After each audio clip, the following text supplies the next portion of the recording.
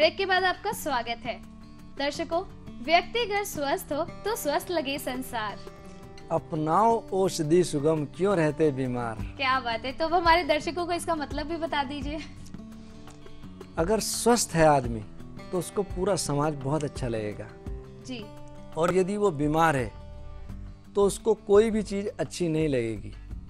लेकिन हम छोटे मोटे प्रयोग से अपनी बीमारियां दूर कर सकते हैं और कुछ घरेलू प्रयोग जो हम बताते हैं इनको अपना करके आपका पैसा भी बचेगा, आपका स्वास्थ्य भी बचेगा और आपको कोई दिक्कत भी नहीं होगी और आपका इम्यून सिस्टम स्ट्रांग होगा, घटेगा नहीं। ये बात तो बिल्कुल सही कही है। इस महंगाई के दौर में पैसा बचाना बहुत ज़रूरी है, तो इसलिए आयुर्वेद ज़रूर अपनाइए। अगर आप वैद्य जी से बात करना चाहते हैं तो आप हमें कभी भी कॉल कर सकते हैं। सीधे बात हो सकती है आपकी वैद्य जी से। स्क्रीन पर दिए गए नंबर्स पर आप हमें कॉल कीजिए। वैद्य जी, जैसा कि हम मुंह की बीमारियों के बारे में बात कर रहे हैं, तो अब मैं आपसे ये पूछना चाहती हूँ कि कुछ लोग होते हैं जिनको गुटखा और पान मसाला खाने की बहुत ज़्यादा आदत होती है, तो उनका जो मुँह होता है वो ज़्यादा खुल नहीं पाता है, उसका क्या कारण है? ये बड़ा दुख का विषय है कि वो लोग जो सिगरेट की डब्बी पे और अपने पाउच पर लिखते हैं कि इसको खाने से कैंसर होता है, लेकिन हम फिर भी उसको सेवन करते हैं। तो उसको सेवन करने से हम यही कहेंगे कि हमारी बुद्धि मारी गई। एग्जैक्टली। दूसरा, जिस चीज को गधे भी नहीं खाते आज उसको हम प्रयोग कर रहे हैं। और इतना मैं कह सकता हूँ कि हम गधे से गए गुजरे नहीं हैं। इन चीज़ों को जब गधा भी प्रयोग नहीं करता उसको यदि हम प्रयोग करें तो हम ये कहेंगे कि हम गधे से भी नीचे हैं। तो इन चीज़ों से बचना चाहिए। दूसरा, पूरे दिन तंबाकू खाने से आपने देखा होगा कि 90% कैंसर के पेशेंट तंबाकू वाले ही हैं। तंबाकू यहाँ रखा, पूरे दिन चबाते रहे, हमारी जो है वेसल्स वीक पड़ने लगती हैं, वहाँ इन्फेक्शन जल्दी होता है। इस तरह के लोगों का शुरू में पहले तो जख्म बनेंगे। जख्म बनने के बाद कई बार ऐसा होता है कि मुंह खुला का खुला रह जाता है, बंद नहीं होता, जिसको जबड़ा उतरना भी कहते हैं।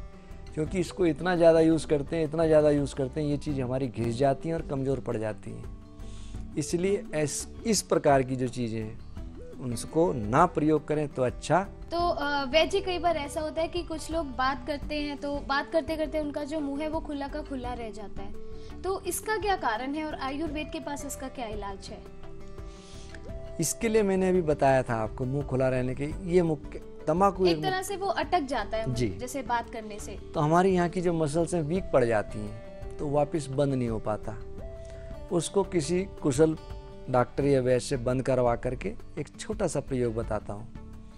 1 चम्मच हल्दी और 1 चम्मच शहद मिला करके ऊपर से दूध पिए तो ये दिक्कत धीरे धीरे दूर हो जाती है। दूसरा, अगर हम बिजोरे का छिलका मुंह में रख के चूसते रहें तब भी थोड़ा फर्क पड़ता है।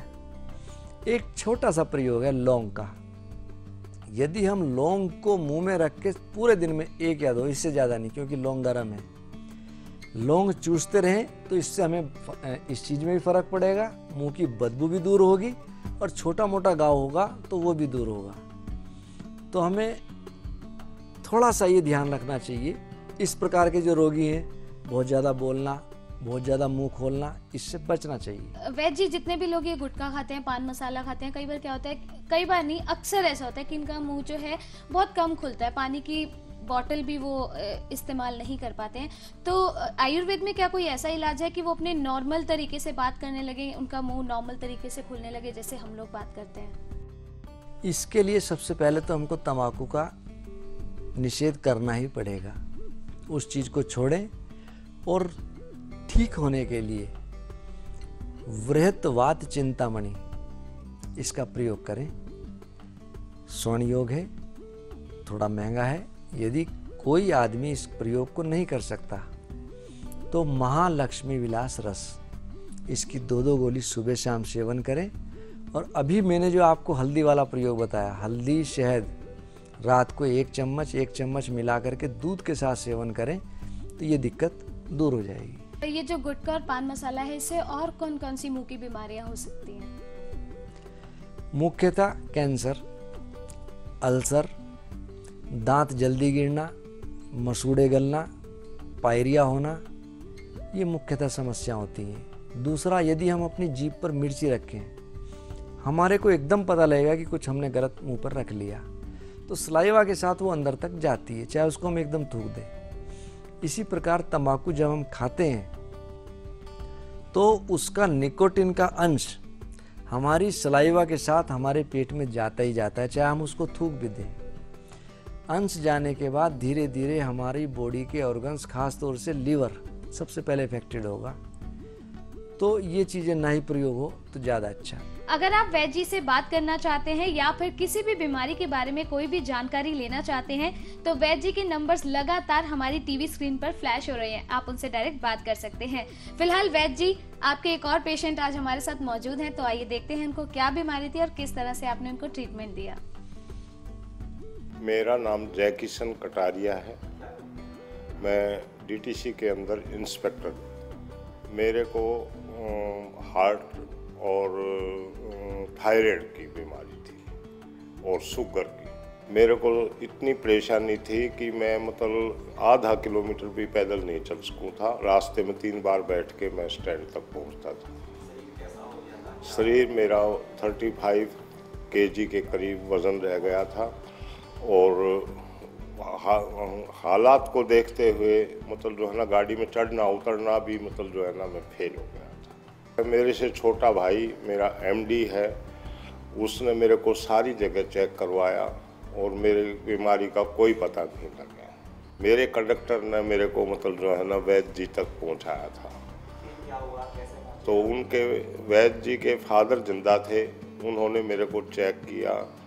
चेक करने के बाद में मेरे को जो है ना कहा कि अगर 50 ग्राम वज़न आपका बढ़ गया तो मतलब मैं इलाज के लिए गारंटी लेता हूँ, नहीं तो आप कोई गारंटी नहीं है मेरी।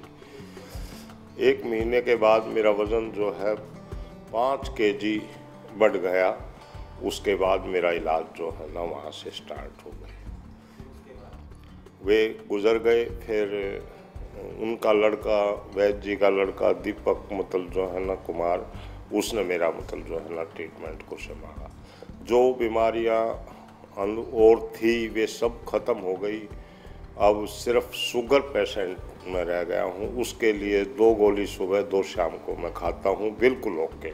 उनका इतना अच्छा व्यवहार है जी, मतलब इतने प्यार से मतलब ये समझाते हैं।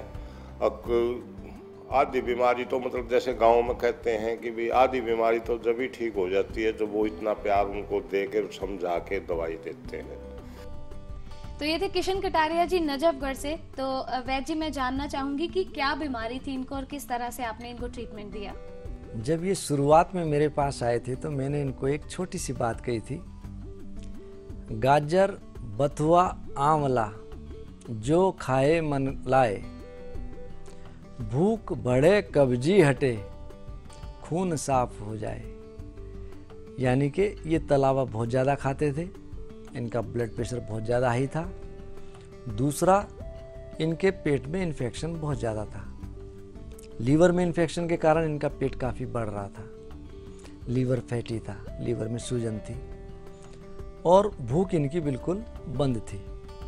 तो मैंने इनसे यही कहा था कि सबसे पहले तो आप खान पीन में परहेज करो, टाइम मत खाओ, खाने का समय निश्चित करो, उसके बाद हम दवाई का प्रयोग करवाते हैं। तो ब्लड प्रेशर के लिए हम लोग बनाते हैं मुक्तावटी, मैंने इनकी चलाई। दूसरा, मैंने आपसे पहले भी कहा कि मेदनाशक गोधनवटी, जो कि लीवर के लिए, हमारी बॉडी के टॉक्सिन्स पास आउट करने के लिए बहुत अच्छी दवाई है, हेपेटाइटिस के लिए बहुत अच्छी दवाई है, इसका प्रयोग करवाया। और खाने पीने में जितनी सात्विकता हो सकती है मैंने इनसे कहा कि आप बरतो, घी की मात्रा तला हुआ कम से कम करो और सुबह को घूमना ज़रूर करो। इन्होंने कहा कि सुबह मेरे को समय नहीं लग पाता, थोड़ा ड्यूटी का काम है। मैंने कहा सुबह नहीं जा सकते तो शाम को जाओ, शाम को नहीं जा सकते तो रात को जाओ, लेकिन जाओ ज़रूर। तो ये लगभग 4 से 5 किलोमीटर अब पर डे चलते हैं। धीरे धीरे धीरे इनकी ब्लड प्रेशर की समस्या तो 2 या 3 महीने में सॉल्व हो गई। और फैटी लीवर अभी भी थोड़ा ट्रीटमेंट चल रहा है, लेकिन अब ये बहुत ठीक है।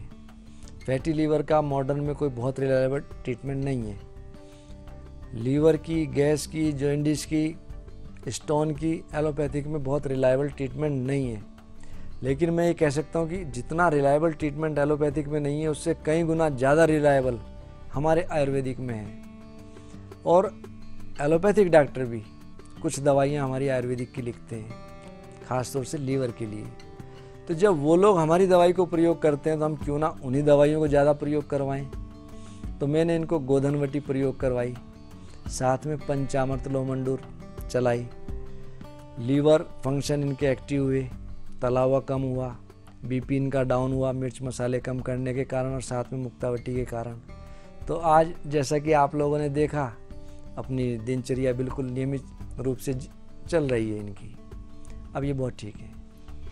तो वैद्य जी, जो भी इनको लीवर का इन्फेक्शन था या पेट का इन्फेक्शन था, और जैसा कि आपने बताया इनका बीपी बहुत हाई था, तो क्या कारण था? क्या ये जंक फूड का ज़्यादा इस्तेमाल करते थे या फिर इनको पेट का इन्फेक्शन शुरू से ही था? तो क्या कारण था? ज़रूरत से ज़्यादा काम करना और समय पे भोजन का ना करना।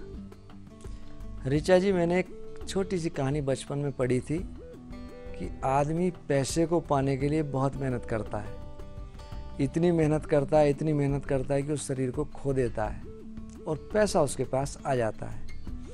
लेकिन फिर उसके बाद जब उसकी तृप्ति होने लगती है, वो कहता है पैसा बेकार है, मेरे को शरीर बनाना है। फिर वो शरीर बनाने के लिए पैसे को बहाता है। लास्ट में ना तो उसके पास पैसा बचता ना शरीर बचता। तो इसलिए मैं सबको कहता हूँ कि पैसा बहुत कुछ है लेकिन सब कुछ नहीं है। पैसे के पीछे भागकर यदि हम अपने शरीर को खोएं तो उससे कोई फ़ायदा नहीं। हमें अपने शरीर को सर्वप्रथम, शरीर हमारा मंदिर है, उसकी पूजा करने के लिए हमें उसको ठीक रखना ही पड़ेगा। उसको ठीक रखें, दिनचर्या अपनी ठीक रखें, खान पान ठीक रखें। जितना हम सात्विक होंगे, आप पहले देखेंगे कि हमारे जो बुजुर्ग लोग थे बहुत ज़्यादा सात्विक थे, दूध का सेवन बहुत करते थे, 100 साल की आयु जीते थे, लेकिन अब रिटायरमेंट से पहले ही एक्सपायर हो जाते हैं। लाइफ तो हमारी बढ़ रही है लेकिन हम सड़ के जी रहे हैं। तो हमें यदि निरोगी रहना है, स्वस्थ रहना है और खर्च बिना मतलब का नहीं करना है शरीर के ऊपर, तो हमको सात्विकता अपनानी ही पड़ेगी। तो वैद्य जी, जैसा कि आपने बताया कि कुछ ट्रीटमेंट इनका अभी भी चल रहा है, कितने टाइम से ये ट्रीटमेंट चल रहा है? कितना टाइम इनको लग सकता है अभी पूरी तरह से ठीक होने में? इनकी बीपी की समस्या सॉल्व है, बिना दवाई के बिल्कुल ठीक चल रहे हैं। लीवर की इनको लगभग 5-1 महीने हो गए, 5-6 महीने, और मैं ये उम्मीद करता हूँ कि 2-3 महीने बाद इनको ये समस्या भी नहीं रहेगी। लीवर बहुत ज़्यादा फैटी था, लेकिन अब अल्ट्रासाउंड के द्वारा भी और देखने से भी पेट भी काफ़ी घटा और शरीर भी ठीक है। 2-3 महीने में उम्मीद करता हूँ कि बिल्कुल ठीक हो जाएंगे। तो दर्शकों, जैसा कि आपने अभी देखा कि हमारे साथ हमारे वैद्य जी के एक पेशेंट थे जो 2-3 महीने में ठीक होने वाले हैं, और बहुत सारी महत्वपूर्ण जानकारियां अब वैद्य जी ने आपको भी बताई हैं। मुझे पूरा यकीन है कि ये जानकारियां आपके लिए बहुत महत्वपूर्ण होंगी। अगर आप वैद्य जी से बात करना चाहते हैं तो टीवी स्क्रीन पर दिए गए नंबर्स पर कॉल कर सकते हैं, और अगर आप वैद्य जी से व्यक्तिगत रूप से मिलना चाहते हैं तो उनका पता है